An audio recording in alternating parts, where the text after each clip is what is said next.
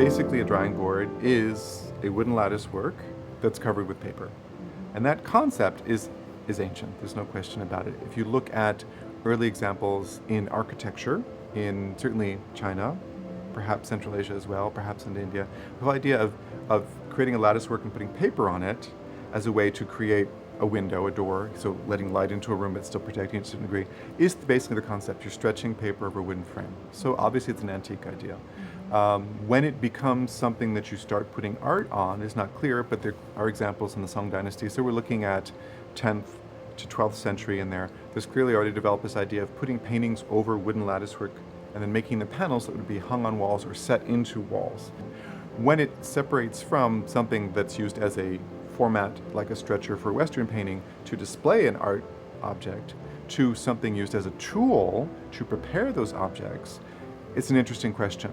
And I don't think anyone can really say when that transition happens, but it's got to be antique because the whole idea of mounting, when it goes from it being a sewn textile to a cut and pasted and lined, as soon as you start getting into that technology of lining, you have to start stretching things and drying them. And that idea of the transition to cut and pasted is happening clearly earliest 8th century probably, 9th century, 10th century, clearly we're into cut and pasted already. Part of why mounting works is because it is a way of adapting different materials to changes in temperature and humidity. Because if you look back in the history of these objects, they weren't obviously in ideal conditions. There was a lot of changes taking place. And so the drying process of using a Karibari is to acclimate different materials. So the whole idea of putting something under tension actually works to balance out those different materials. And by leaving it up under tension over time, knowing that the temperature and humidity isn't going to be perfectly even, there's going to be fluctuations, which causes the painting on the drawing board to expand and contract, expand and contract. And that process of expanding and contracting over time causes the different parts of the mounting to balance out, so that when you take it off, it'll lie flat.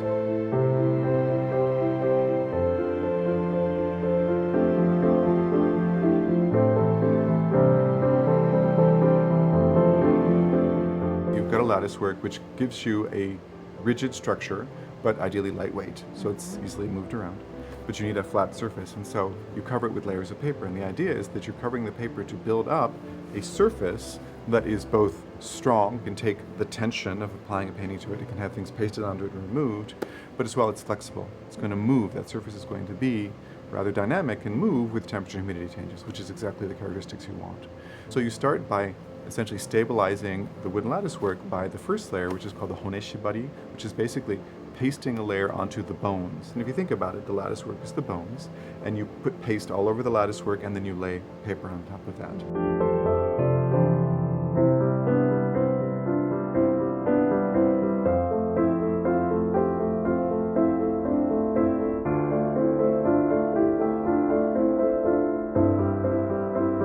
The next layer is what's typically called dobari. The idea is that it's a layer that protects that inner lattice work, and you cover that whole inner part of the lattice work with this paper, because putting the clay in the paper makes it work better as a buffer against temperature and humidity change. So basically what you're doing is you're protecting that lattice work on the inside of the core from reacting immediately to temperature and humidity changes. So if the core moves a lot, it could cause the paper to tear, or it could cause warping, which you don't want either of. So typically with drying boards, you just use a more robust paper, mulberry fiber paper or kozo paper. So again, like a sekishu paper, something like that. You cover that, typically turning the grain direction.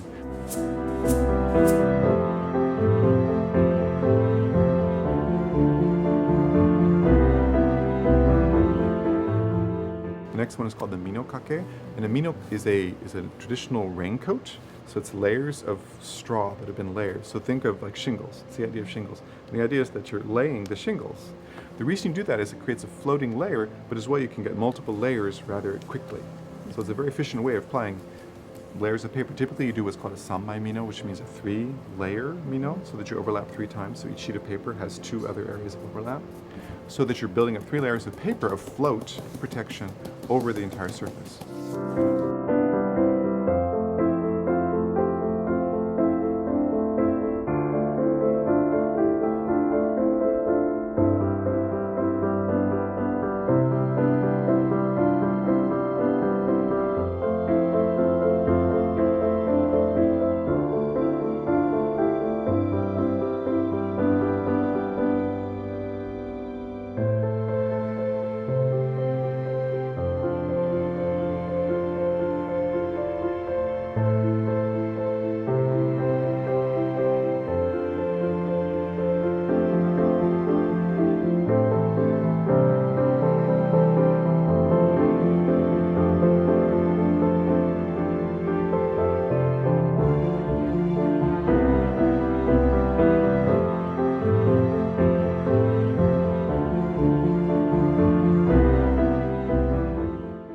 next layer is a completely pasted out layer, which goes over the entire surface. And that's called mino shibari. Shibaru means to completely paste something over, and it's going over the mino layer. So what happens is, since they're overlapping triple layers, when you put that pasted layer down, you're only attaching it to a third of each sheet of paper. So underneath it, it's floating, though the top is all pasted together and it's taut. Every time you put on a pasted layer, because it's under tension, it will dry and create a lot of tension and that hard drum-like surface, which is what you want.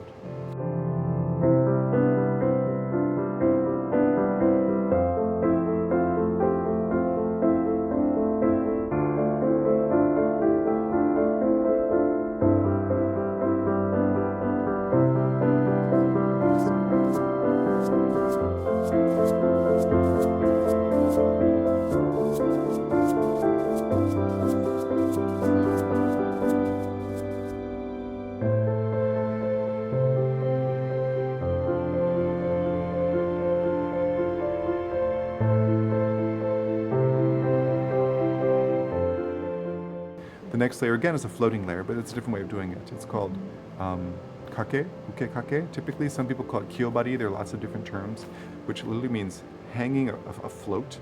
And what you do is you cut out pieces of paper, and there are different schools of thought about how big and which direction and such.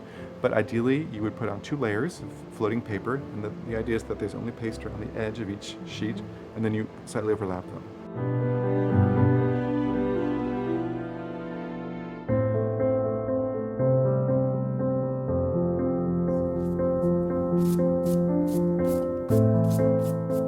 Now, the important thing to say is anything that you do to one side, you have to do the same thing on the other side, so it balances, obviously. And when you do the work, if you're going to be pasting something to one side, you have to immediately flip it over and paste the other side, because any kind of drying that happens has to happen evenly or else the object.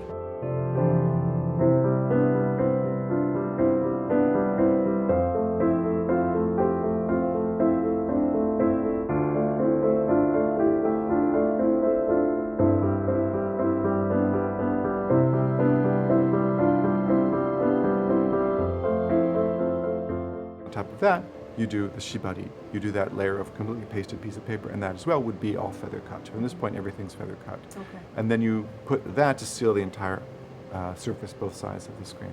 Typically, you would do 2 or 3 of these final pasted layers to create a really hard coated surface. As well, we would mix some of the persimmon juice into the paste when we were applying the shibari layer so that you get really good adhesion, and that because that persimmon juice will cause that adhesive to hold really well and to be much less soluble, so that you get really good adhesion of the paste right inside those, typically in Studio 3 layers of shibari, which are all going over. Now, of course, you don't want those seams to fall in the same place, so you have to change the direction and often the size of your paper, but you don't want to waste paper.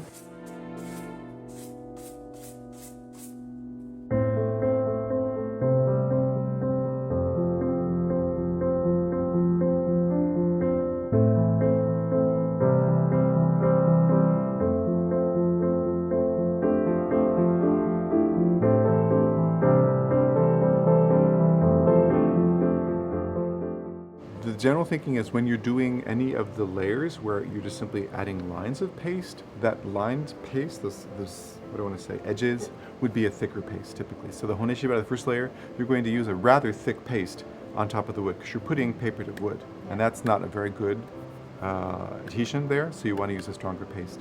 And any of the floating layers as well, you'd use a stronger paste. When you're doing a shibari layer, so you're coating the entire surface of the paper with paste, you'd use a much thinner paste. You would have it thicker, closer to the wood, and you'd thin those pastes out as you moved out, farther out. But typically, you want to make sure in a karibari that you're using a lot of good strong paste because you want that karibari to hold together and function well for many years.